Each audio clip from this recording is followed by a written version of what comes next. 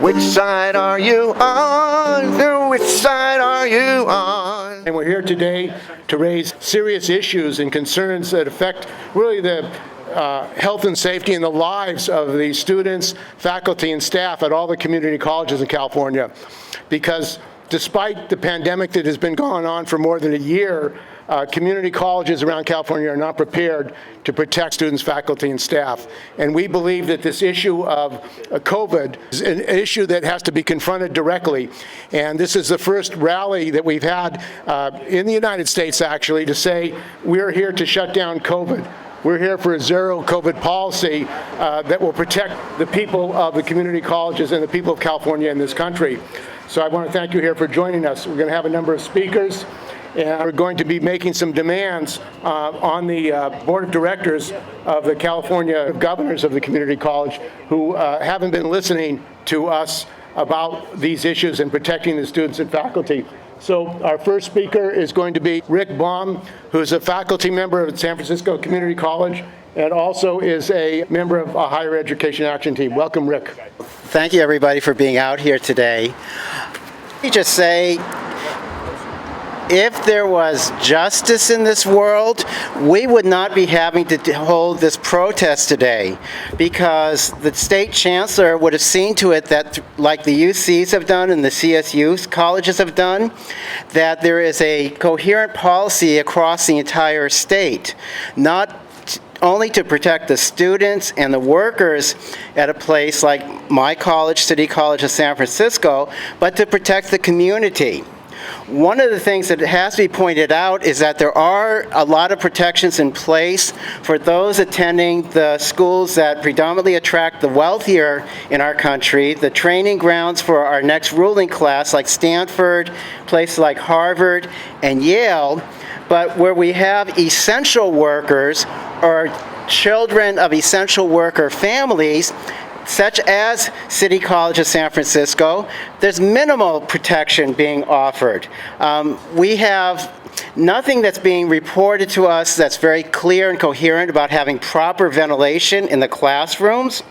We have, at very late in the game, the Board of Trustees passed a resolution that called for a vaccine mandate, but that's not going to even be rolled out completely until November, when they were actually asking for it to happen by October 1st, because the administration has been incredibly irresponsible about not rolling out safeguards for the students who are attending City College. Now, fortunately, most classes are still online, but they have to be online because they don't have proper ventilation. They claim to have a mask mandate, but when I was on campus about a month ago, there were no signs telling people that they have to wear masks. So there's just tremendous deficiencies, but it's not just at my college. That's part of the problem. This should be something that's happening statewide. And we're calling on the Board of Governors, though they may not have the power to impose conditions that are similar to the CSUs and the UCs, but we're calling on them to demand that the colleges throughout the state have in place programs to deal with health and safety issues so that students do not come down with COVID. Now, I want to say that this is not the only issue that brings us out here today. There have also been a number of detrimental policies instituted by the state in the last few years, thanks to the Democrats in the legislature that allow this. One is the boondoggle Calbright Community College, where they've spent tens of millions of dollars to educate very few students doing things that all the other community colleges can do, which is have online classes. They have something called a no-repeat clause that they've instituted. So if a person takes a class and passes it, they can't take it again. Now, in many cases, people are there to get educated. They aren't there to get grades. And getting a passing grade for many people, they recognize is not sufficient to develop the skills that they need. But the state, in its interest to streamline the community colleges, are not allowing students to take a similar class over and over again if they feel fit to do so, like an art class, a language class would be examples that they have.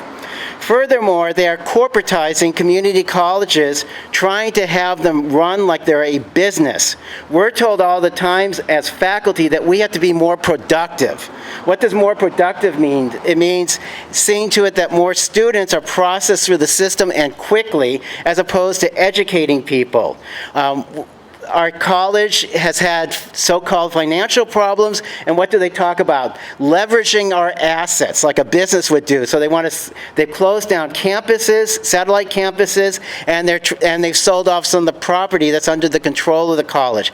This is what's happening at City College, but it's something that the state is supporting. And so that's another reason why we're protesting today. So thank you to everyone who's come out today, and there'll be other speakers. Before we go on to our next speaker, we're going to have a musician. We believe in culture and music, and that's one of the programs that are being cut at San Francisco City College. The music program, the cultural program, and the Performing Arts Education Center should have been built a long time ago, years ago, but it has been sabotaged. And what we're saying is we need more art and music for our students. Students, working class, black, brown students, they need and have a right to have culture in their programs and not for it to be shut down. So welcome, Pat Fahey. So it goes, which side are you on? Let's try it here, ready? Which side are you on? Which side are you on? Which side are you on? Which side are you on? They say in San Francisco, no neutrals now do dwell. Let's call out charter billionaires and want publication burned to hell. Which side are you on? Which side are you on? And we're talking about a basic human right, health and safety in our schools and the community colleges, and the failure of this Board of Governors to issue any demands on these community colleges to protect the students, that you have problems with ventilation, you have problems of masks not being provided. The N95 mask should be provided for free to all the students, the faculty, and the staff with training. There should be proper ventilation and a protocol for mass testing, which doesn't exist at San Francisco City College. Why wouldn't they have a mass testing program for all the students at the community colleges? This is a basic question. It's a question of survival. So this issue of health and safety, we have a retired OSHA safety engineer here, industrial hygienist, but we're going to have him up a minute first. But in April of 2020, there was a campaign to hire 1,000 OSHA inspectors. Now, you would think in the middle of a pandemic, the worst pandemic in 100 years, the state of California and Governor Newsom would staff up, build up the OSHA inspectors. And in fact, we have less than 200 inspectors in California for 18 million workers. How could that be if you're expecting to have them make sure that we have health and safety in our schools and our workplaces? And the organization, the key organization in Sacramento and California that raised this issue of hiring 1,000 inspectors was Desiree Rojas, she's the president of the Labor Council for Latin American Advancement here in Sacramento. Welcome, Desiree. Thank you, everyone, for this opportunity to be here to speak before you in front of the state of California's one of the departments of education on junior colleges for institutions of higher education. This is nothing new to us, right?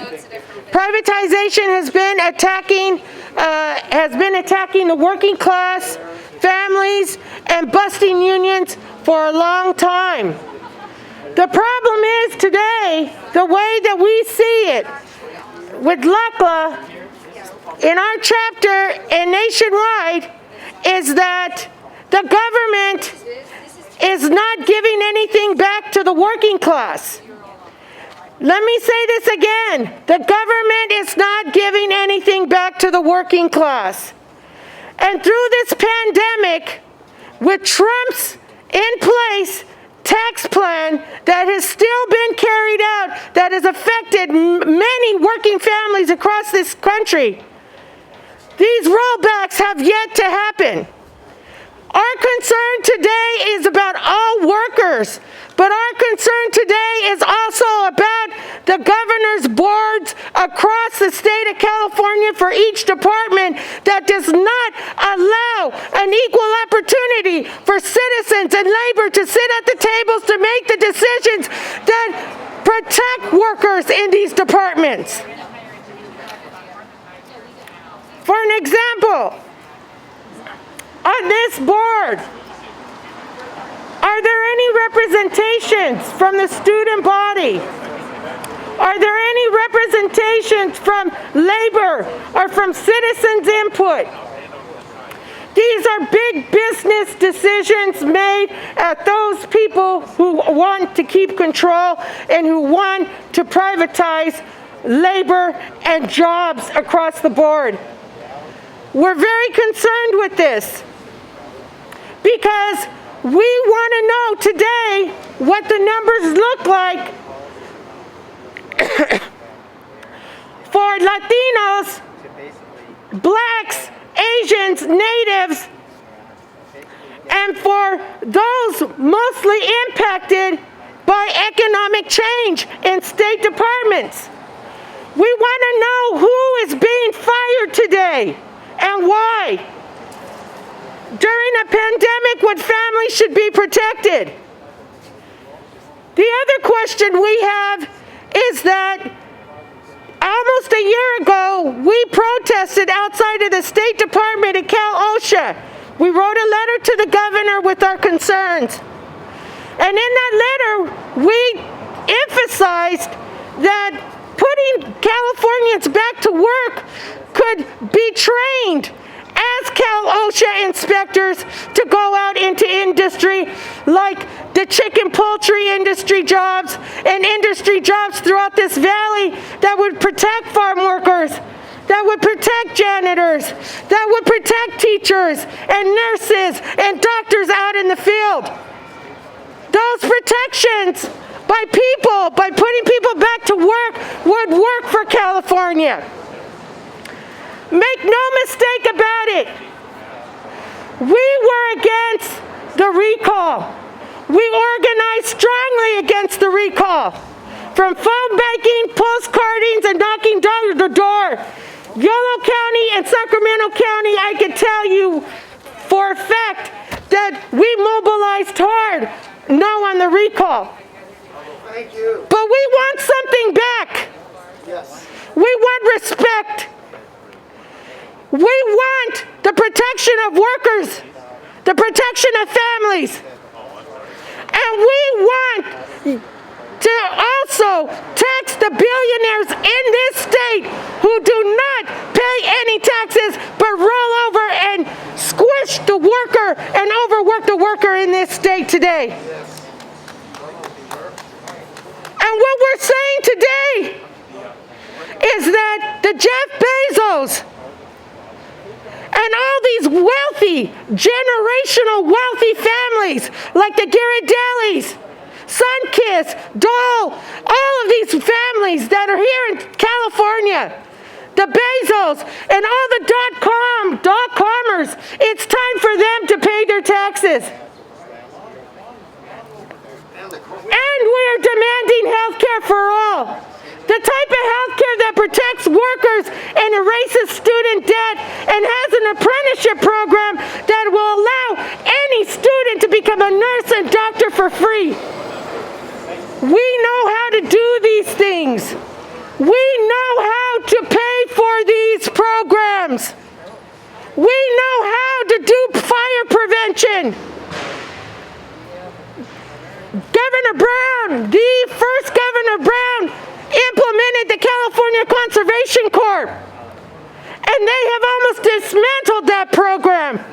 Well, we could be investing into that program and training the youth how to do fire prevention and how to take care of our parks around the clock throughout California. And we don't see enough of California, the CCC, the California Conservation Corps, like we used to in the 70s, providing assistance to communities, our state forests, federal forests, and also in our rivers and our streams.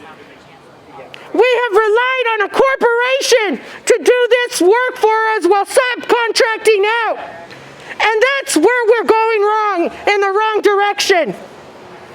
California is the 5th largest economy in the world.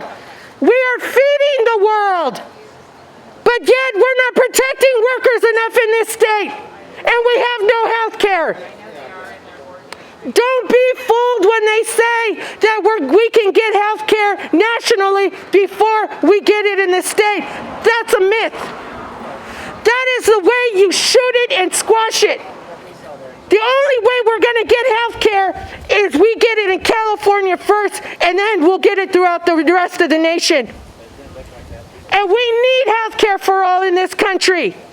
And we need to also send a message to this governor that as taxpayers and as being on the front line, now on the recall and fighting for you to stay in office, we are also demanding more transparency at every state board where we have representation from the community, from labor organizations, and also those specialists that specialize in those fields like healthcare, transportation, or in this case, junior colleges.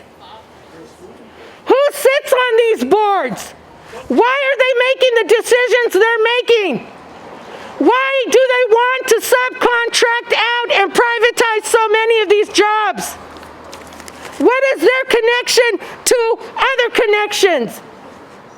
We are not going to allow you to subcontract California. We are not going to allow you to privatize California. The beauty of our state is the people of this state and the history of this state, from the Valley of farm workers fighting back the Chicano movement to the gay rights movement, LGBTQ today, and to affirmative action, how we fought so hard in this state to win for families and to win for people and the right for people to work and to have dignity, the equal opportunity. And teachers today are so much in danger when we are saying, go back to work, but we don't care about the air you breathe. Go back to work, but we don't care if you don't have the right equipment. Go back to work, and we don't care if we don't demand testing. Go back to work in this dangerous environment where we're not sure even if some of these schools and classrooms are even stable enough to put children and teachers back inside of. I want to end it with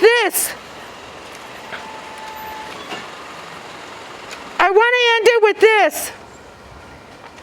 It is extremely important that we understand the dangers of not taking protecting workers serious enough. It's over and beyond an injury to one is an injury to all. Through foreign policies like NAFTA and CAFTA, and through foreign policies that affect workers by the same corporations around the world, and especially in Mexico to here, I can guarantee you that the suffering is going to get worse unless we demand a position at the table where these decisions are being made. For the first time, Democrats, independents, people who were a part of the Green Party, who were a part of other parties, unified on the front line to say no on this recall. Because we knew what the costs were. We were united on one issue. And we won. And that's the message I'd like to leave, is that we can do it again for health care for all and for fighting for teachers and for the safety of teachers and workers. We can do it, and we will win. Sí se puede. Obviously, in this crisis, who is affected most? And that's the farm workers and their children in California. They are the ones that produce our food. for the people of California and the people of the world, and they're the ones that are suffering the worst cost of COVID, with no protection, no masks, and no really protection from this massive pandemic.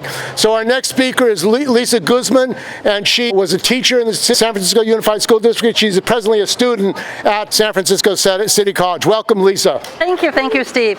As you all know, this year was the 20th anniversary of 9/11. And many people were thinking back to where they were back then, and I know exactly where I was. Because I happened to get a sabbatical leave that year, and I was getting ready to go to one of my 3 classes that I took that semester while I was on leave at City College. And so that was in 2001, we all know that, right? But a few years later, 2004, I joined the Rock and Solidarity Labor Chorus class at City College that was started a few years before that. And that was through the Community and Labor Studies Department and the Music Department. And I've been with that ever since. Now, the course that I took has been moved to the extension program now, but we're still part of City College, and we're hoping to get back to the main schedule one of these semesters. So I have been taking classes forever, and I think it's really important to know that even though I'm retired for the San Francisco Unified School District, a few years ago I retired, I took Women in Aging, I took Zumba, I took restorative yoga, along with the chorus classes. I am a City College student. Am I going for another degree? I don't think so. But the CCSF has provided the kind of enrichment that I needed to take to have and live a complete and fulfilling life as I go deeper into my retirement. That is the main reason that I was going to City College, for the lifelong learning that I was looking for. But because of COVID, however, we are still having our rehearsals over Zoom. Now, you can't even hear other voices while you are singing on Zoom. Forget about any kind of 4-part harmony. We have lost so many students because of the pandemic and being pushed to the extension program. I feel for the teachers, the support staff, and all of us students during this pandemic, and how now with the variants. All the workers and the students must feel safe, as I'm pulling up and down my mask here, as they begin returning to campus. Only about 30% of the classes at City College are now in person. Next semester, there might be an increase in classes. However, for the well-being of the students going for an AA degree, for certificates, or maybe learning English as a second language, or basic skills, whether they be older or not, we demand the following happen. Some people have already talked about it. N95 masks available in use of the classrooms and outdoors. Everyone vaccinated, except those exempt for medical reasons. Testing every week for everyone, because you never know if you get exposed. Proper ventilation. In our chorus class that we took every single week before the pandemic, several of our windows were permanently shut down. And we need adequate sanitation supplies so that regular cleaning can happen and there could be quality teaching and learning taking place at the college. If this doesn't happen, our wonderful teaching staff will feel that their work environment is not safe nor healthy. They'll quit, they'll retire, they'll get sick. Classes will be harder and harder to fill. And the students, we want to survive and succeed in our crazy and yet wonderful world of ours. But we should feel that we too are learning in a safe and healthy environment, or else we will look somewhere else for an education, or we will just leave our dreams to the curbside. Or if we can find the classes we need or want, we might get sick as well. So thank you very much for letting me speak as a City College student. Let's continue the fight for quality education for safe and healthy community colleges. The Board of Governors, those guys, and maybe a couple gals, I don't remember, should make CCSF the great institution it was and could and should still be. Our society, our future deserves nothing less. Thank you. This issue is a life and death issue.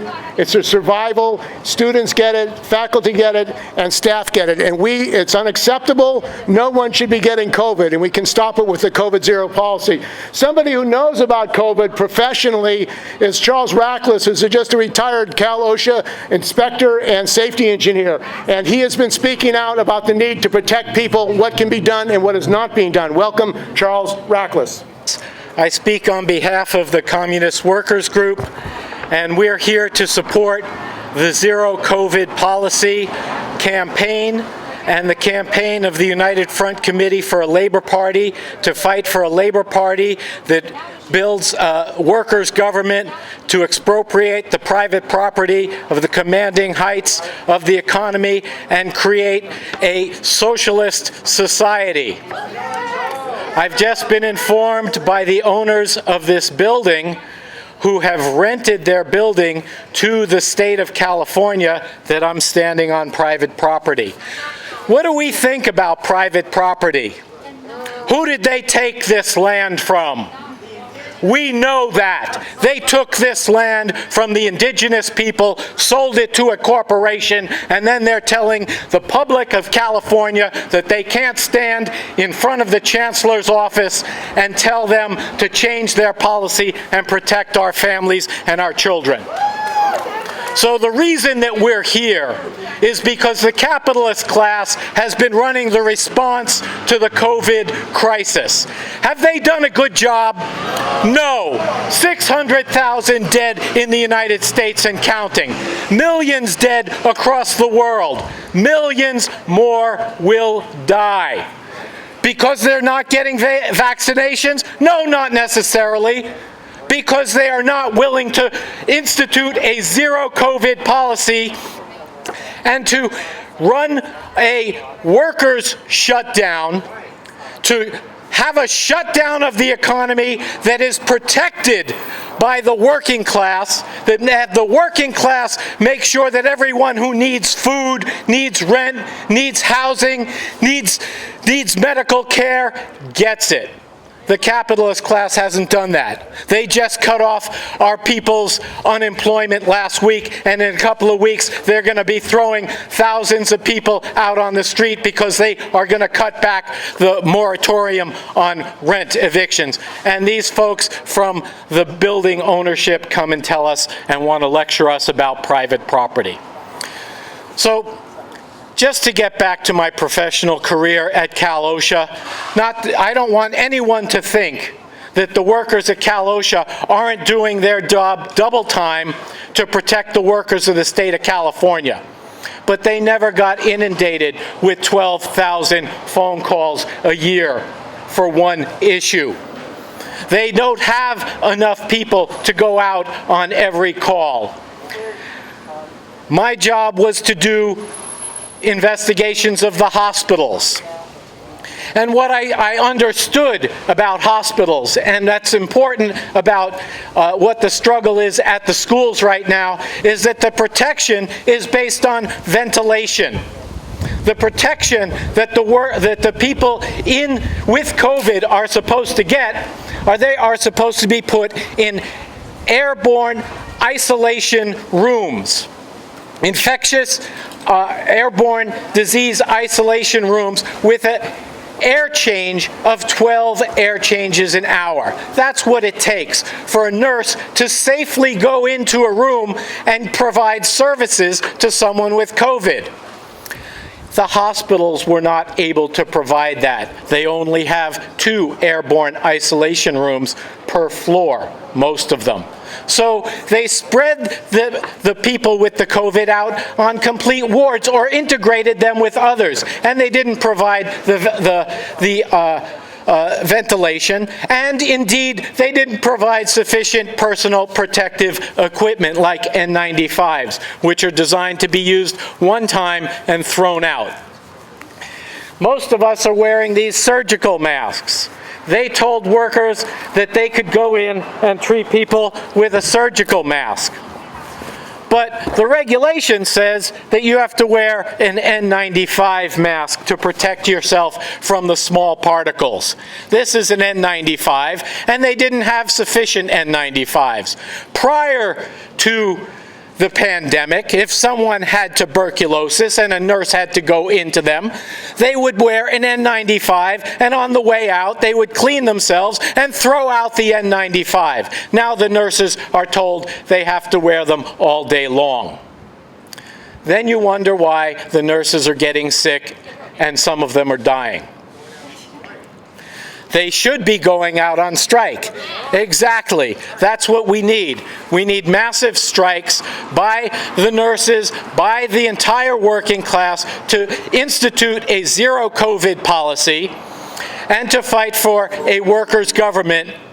And a workers' government is the only government that we could have that will stand down the coming pandemics, because this is not the only one. Zoonotic diseases are coming because the capitalist class has raped the entire planet for its profit. It has scraped and scratched and burned the habitat of the other species that live here. And because they've done that and invaded that space, we've got these zoonotic diseases coming out of areas where they should be remained, out in the wild, but the wild is being encroached upon. Who can turn that around? There's only one productive class, and that's the working class. The capitalist class is a class of parasites. And we're here to say that to fight for zero COVID, to stop zoonotic disease, and to prepare humanity for what's coming down the pike, we need to end the private property schema of the capitalist class and institute a socialist society from here and across the planet. Forward to building a workers' party and a workers' international that carries out the tasks needed to build a workers' government and socialism. Thank you. As you can see, this issue of COVID is more than just medical issue. It's a question of how our society is organized. And you would think in the richest country of the world, the United States, they would have proper PPE for the students, the faculty and staff a year after this pandemic is going. And yet, they do not have it. And in fact, at community colleges, they don't even have a protocol for mass testing. These people are corrupt, they're bankrupt, they should be criminally prosecuted. They're putting people's lives in danger. That's really what's happening. They don't give a damn if students die, if teachers die, if staff die. They don't care. If they did, they would do something about it. So who do they represent? They represent the billionaires who appointed them. They're appointed by billionaires who want their cronies in to steal and suck the money, the public money, which should be going to the students, faculty, and staff, to go into their pockets. So our next speaker is Bob Price, who is a member of AFT 2121, a longtime faculty member at San Francisco City College who just retired. Welcome, and with the Freedom Socialist Party. Welcome, Bob Price. Hi, everyone. I think it's great we're all here today. As Steve was saying, it's criminal what this board of governors here that is in this building that says the state of California. Now, who is it that funds the state of California? And we're being told that, apparently you're all told we shouldn't be here because this is private property. I mean, that's just outrageous. I mean, and that's part of, that's our problem, is this private property taking over everything. I want to talk today about an aspect of the community colleges, which is the privatization. I mean, the lack of resources for COVID is just one of the aspects that comes from these folks that are supposed to represent the people of California who go to community colleges, not doing their job and letting the corporations take over. A few years back, they implemented a thing called the student-centered funding formula. Now, the student-centered funding formula really should be called the corporate-centered funding formula. This is a formula that says that it's not successful for the community colleges, but the way they want to measure things, if you're not getting a degree that's transferable to a four-year institution, that's That's their only vision of success. That or getting a job certificate that leads to a job right away. So the student-centered funding formula gives more funding to a community college for courses, for a program where a student has gone through and has transferred to the UC or other four-year system. And then that means it funds less people like Lisa was talking about how she is in the class that has to do with the labor chorus. They don't want courses like that because for them that's not a success. It's not a success that people who are retired have something to do for the community, to build community, to keep their minds and bodies active. Things like older adults program, that's another thing that people in this building would like to see cut from the community colleges. At City College, we had, and we still have some of those kinds of courses, but their student-centered, again, corporate-centered funding formula is going to lead to those courses being canceled, and just what we'd be left with is only the courses that lead to a degree and only the courses that lead directly to a job. So that's their vision of success. I don't think that's ours, is it? So they want to leave a lot of people by the wayside. Yeah, so all of those things, non-credit ESL, older adult program, people taking courses just for fun to learn things. I mean, heaven forbid that people should just want to learn something new, a new language. That's not successful, not for Oakley, who is the statewide chancellor for the California community colleges. These people have been captured by the influence of organizations like the Campaign for College Opportunity. Campaign for College Opportunity, again, it's got a name that's a lie, right? I mean, for them, the opportunity is only for those folks, as I said, that want to get a four-year degree and do it full-time. They want them to go full-time so that they have to take loans out so that the banks can make more money.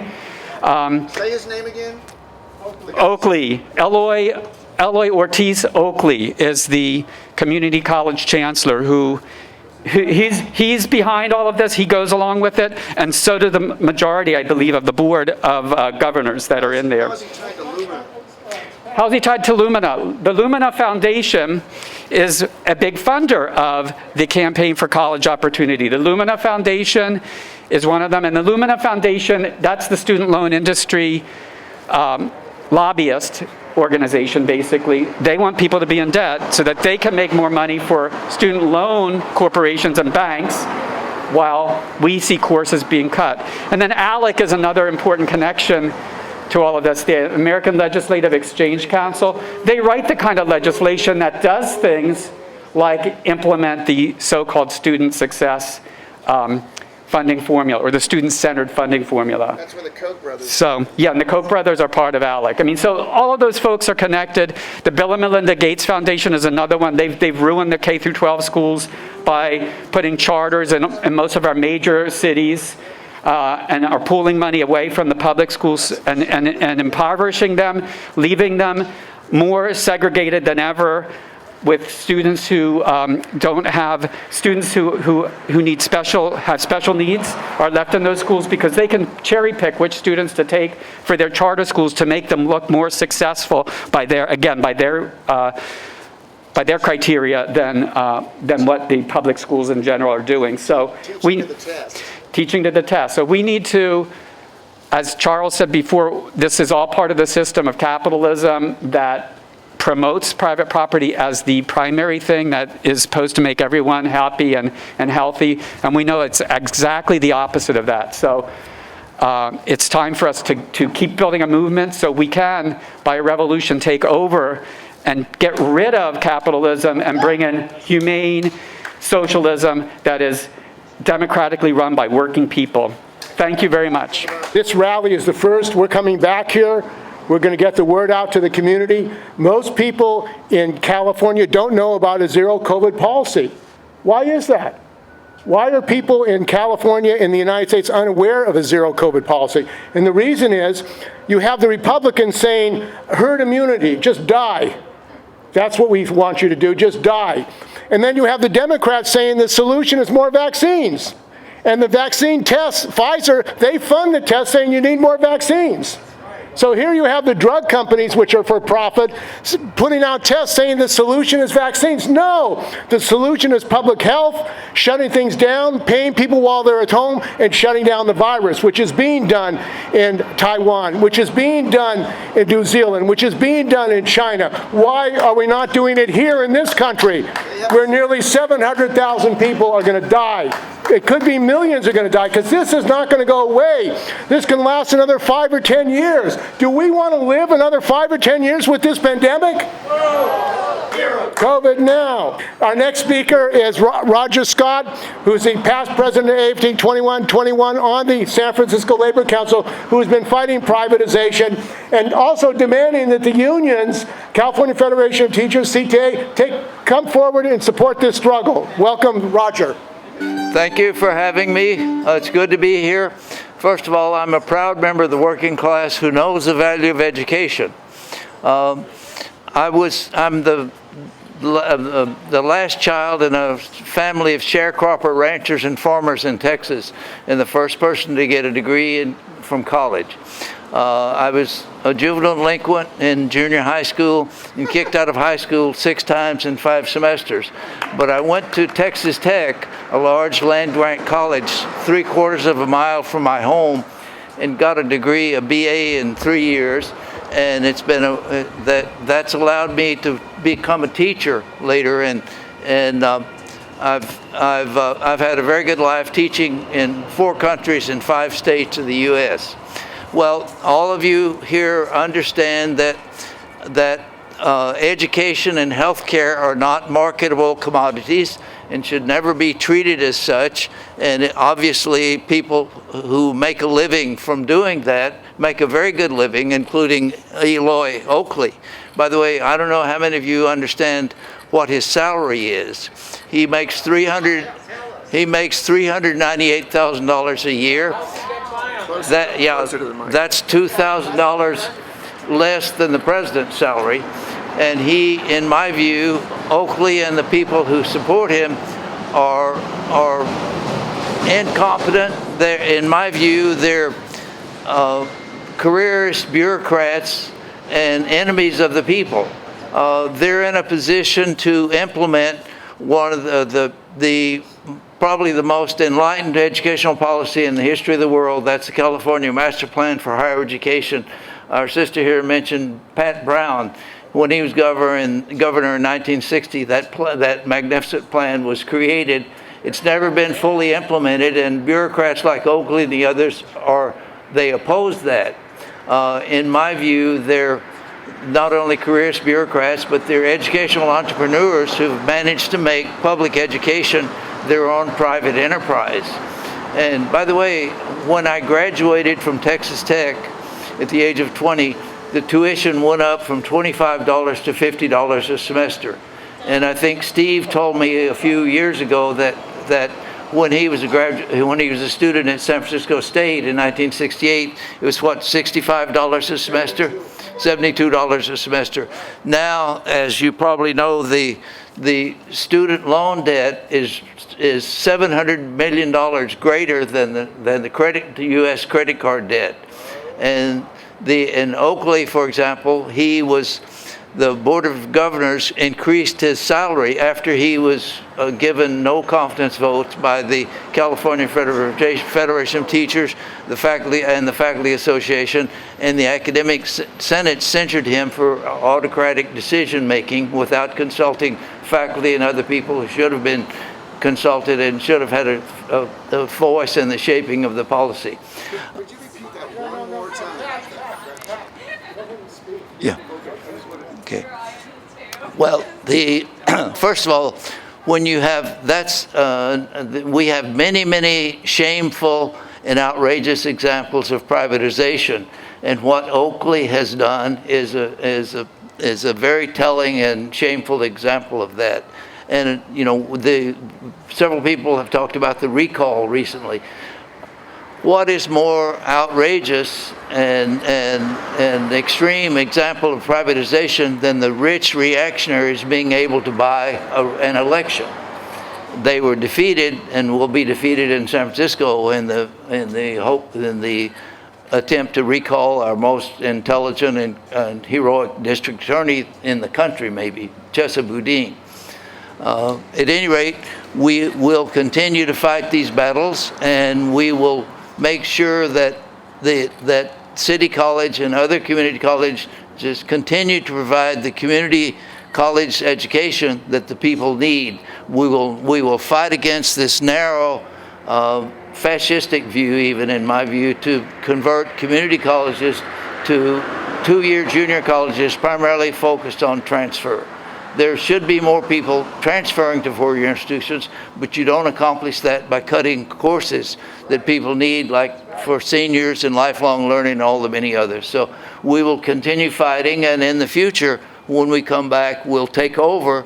You know, the Zoom system is a bit fascistic in itself, because you can't mobilize the way you do normally, and you can't close down a meeting of outlaw administrators, career administrators who are enemies of the people. We know they are, and we'll fight them, and we'll win. Thank you. We're getting support from around the country for our action, including from Michael Hull. And Michael Hull is a teacher in Texas, and his family has health problems, and he has health problems, and he was told to go back to school. Go back to the classrooms. Can you imagine somebody with serious health problems as a teacher being told to go back into a classroom? That means you're going to die. That means you're going to die. So Michael set up a website called Teachers Against Dying. Now think about that. Why do you have to set up a website called Teachers Against Dying? I mean, the idea of that is insanity of this system, that you would actually have to say, no, teachers should not be dying. So he has made a statement for us today from Texas, and in Texas you have a racist, reactionary, fascistic governor who says you shouldn't be wearing masks, who doesn't want to protect the people, and he wants to eliminate the right to vote for large numbers of people, and that's what they want. They want a fascist regime. And the attempted coup and insurrection is an attack on all working people and democratic rights. Hi, my name is Michael Hull. I'm a teacher from San Antonio, Texas, and I'm the founder of the National Educators Resistance Group, Teachers Against Dying. I'm also the co-founder of Teacher Protection Group, a website where teachers can document and cross-reference workplace violations, including COVID, health and safety, and bullying and harassment. The following is a statement that I wrote for the United Front Committee for a Labor Party and for their Zero COVID rally. Safe reopening. It is an oxymoron. Hospitals are once again filling up to capacity, and refrigerator trucks for cadavers are again being commissioned to deal with the overwhelming number of coronavirus victims. Unfortunately, it would appear arguments over masks and critical race theory have come to dominate in most education circles. And the idea of school safety closures sort of just faded into the background, or they've been abandoned altogether. As over 670,000 Americans and counting have perished from the government's failure to contain this pandemic, New Zealand locked their whole country down over one positive case. Now, compare their outcomes and their disposition to any one of our states, and you can see what a difference public health policy can make. Besides some radicals, which I would call reasonable people like ourselves, and in the group Teachers Against Dying, the idea that we must live with it seems to have permeated deeply into the collective psyche of America. From the media to the political establishment to the teacher unions, reopening schools has been completely normalized, while public health policies that would actually stop the pandemic have been flatly dismissed as either fringe or, of course, the boogeyman, socialist. Sadly, instead of discussing how to actually eradicate COVID-19, we're debating over masks. The bigger problem would be the millions of known infections, the large swaths of the country that remain unvaccinated, and kids under 12 not even being eligible for a vaccine, all while the medical system in many major cities are overwhelmed and healthcare workers are burning out. Yet, we send millions of people into dilapidated, unventilated buildings, and then we fight over putting on a mask? or whether to require a vaccine? The policy of herd immunity and endemic COVID-19 is going to continue to cost untold numbers of lives, all to prop up an economy that mostly favors a small cabal of elites. In the United States, gun and ammunition lobbyists succeeded at normalizing school shootings.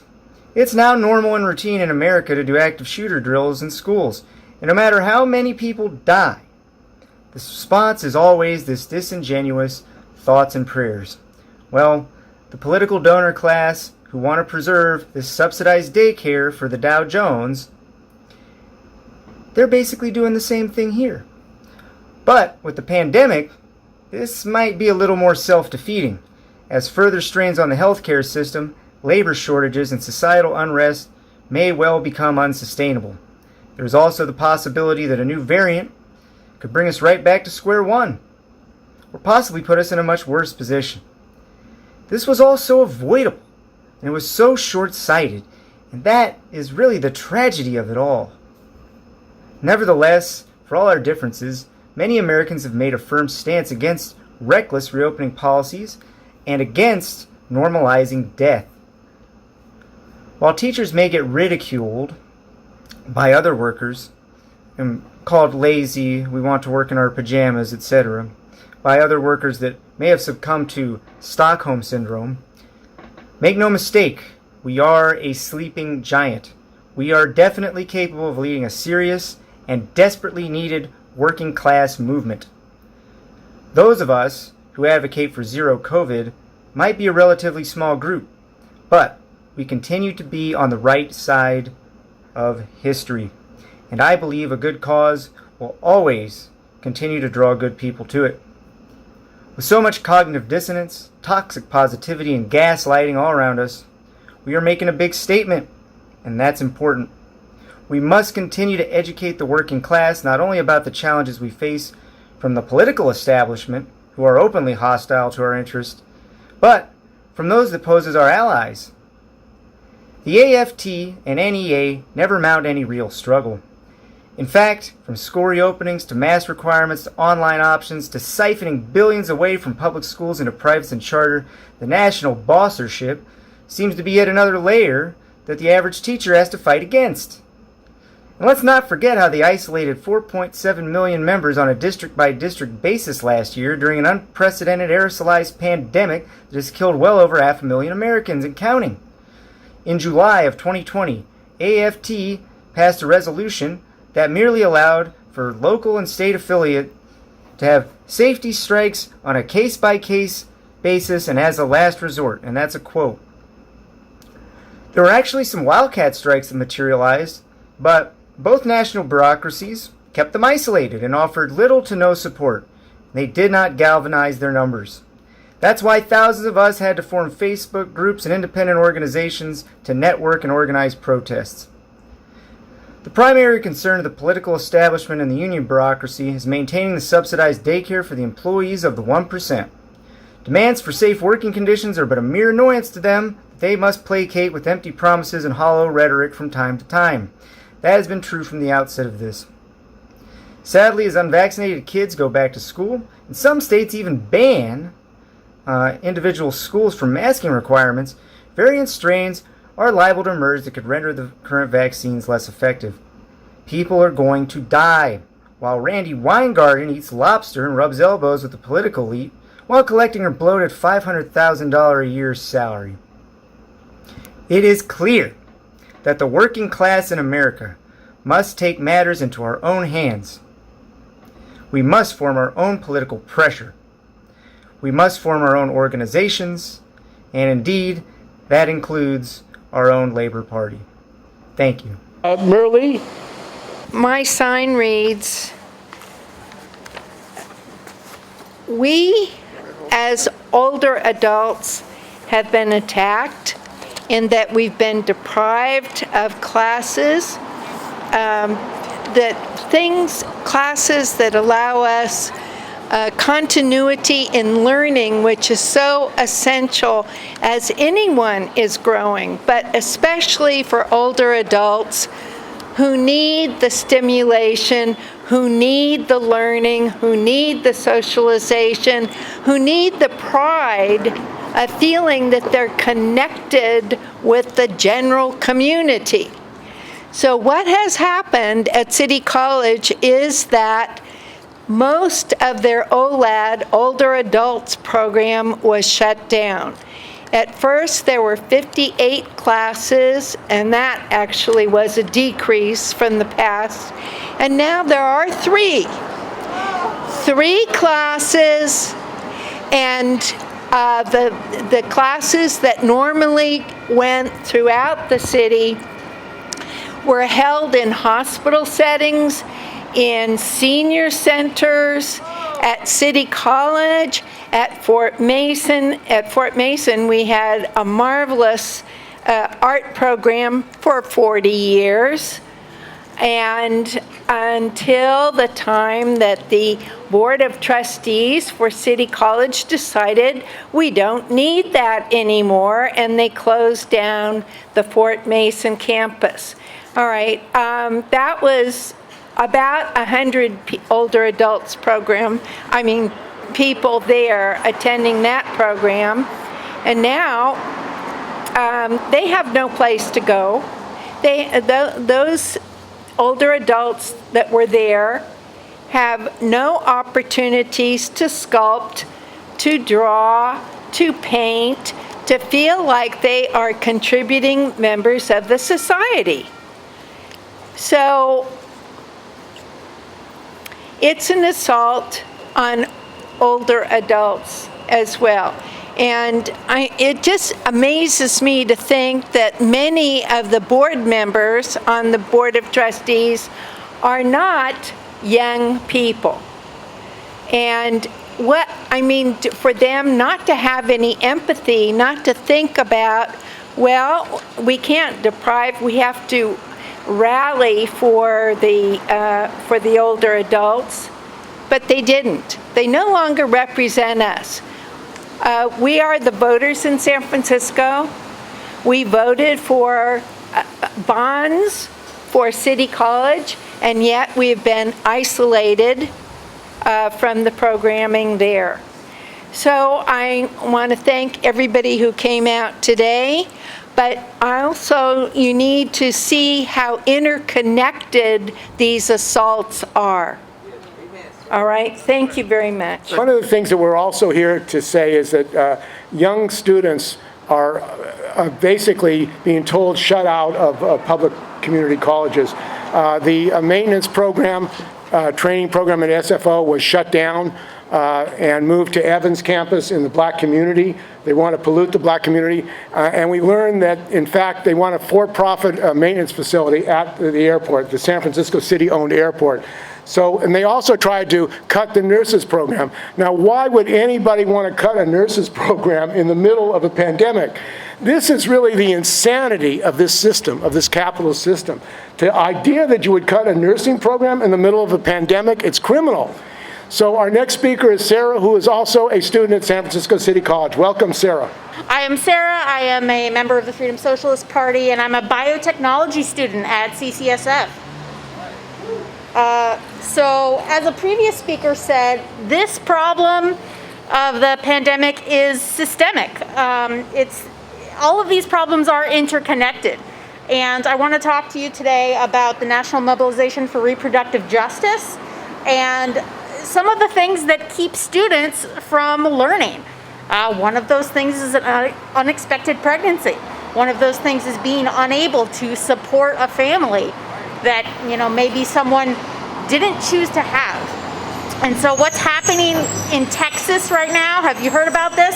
Any citizen can sue someone who had an abortion after 6 weeks, can sue them for $10,000. That's ridiculous. And that's something that can come to California if we're not careful. We're not safe over here in our left coast, So it's something we need to be very aware of. And so I need you to join me and, come get a flyer for me, from me, and join our National Mobilization for Reproductive Justice, which was started by the Freedom Socialist Party, and we're doing a lot of work in this area. So the thing about these topics all being interconnected, the capitalists want to keep us down. They want to keep us powerless. They want to keep us as breeding machines so we can make more workers for them. My language is a little inflammatory, but I'm mad. I have a classmate in one of my classes who's working a night job and also trying to better himself to take those biotechnology classes. Can you imagine having a night job and trying to get up in the morning and work in a lab? It's ridiculous. So students need health support, you know, women students in particular and people who identify as women. They need medical care. You know, half of students are women. We all need reproductive justice. We all need reproductive health care. We all have the right to control our bodies. So all of these issues are interconnected, and the capitalists want to take every human right and put it for sale. So education, health, food, housing, air, water, everything you can think of. It all comes down to money, and we need to stop it. So join me in the National Mobilization for Reproductive Justice. The website is reprojusticenow.org. So REPRO justicenow.org. Thank you, Sarah. We really appreciate that. I mean, because this attack on the right to an abortion and the terrorism, really, the governmental terrorism against women who want to have an abortion is outrageous and criminal. It's a terrorist act, it's a fascistic act that they're doing, and it means death, it means murder of women who try to get abortions when they can't afford it, and it's particularly class-based because it's the poor working class, black, brown women who are the ones that face the brunt of it. The rich women can go someplace else to get an abortion. It's the poor black and brown women who are stuck in this situation without any place to go. Which side are you on? Which side are you on? Which side are you on? Which side are you on? Zero COVID now. Zero COVID now. Zero COVID now. Zero COVID now. Zero COVID now. Zero COVID now. Zero COVID now.